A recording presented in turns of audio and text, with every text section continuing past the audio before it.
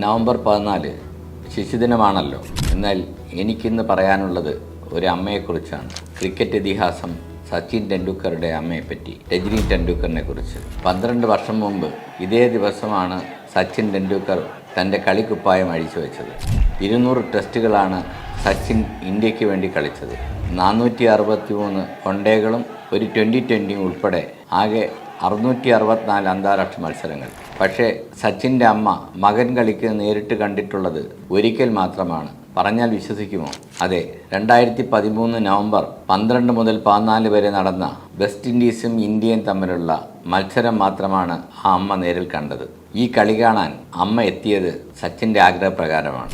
West ഇൻഡീസിന് എതിരായ പരമ്പരയോടെ വിരമിക്കുകയാണെന്ന് പ്രഖ്യാപിച്ച സച്ചിൻ BCCക്ക് മുന്നിൽ ഒരു ആഗ്രഹം കൂടി പറഞ്ഞു. പറ്റുമെങ്കിൽ ഈ മത്സരം ഒന്ന് മുംബൈയിൽ വെച്ച് നടത്തുമോ?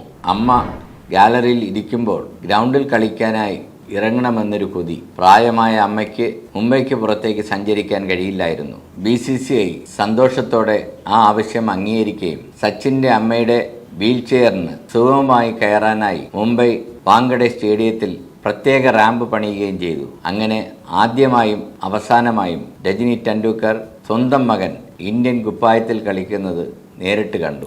സച്ചിൻ ക്രീസിലെത്തി ബാറ്റ് ചെയ്യുമ്പോൾ ഭാര്യ അഞ്ജലി TVക്ക് മുന്നിൽ പോലും വരാതെ പ്രാർത്ഥനാ മുറിയിലായിരിക്കുമെന്ന് കേട്ടിട്ടുണ്ട്. അല്ലെങ്കിലും ഇത്തരം പ്രാർത്ഥനകളാണല്ലോ അവരുടെ ജീവിതത്തിനും മുന്നോട്ട് പോകാൻ ശക്തി നൽകുന്നത്.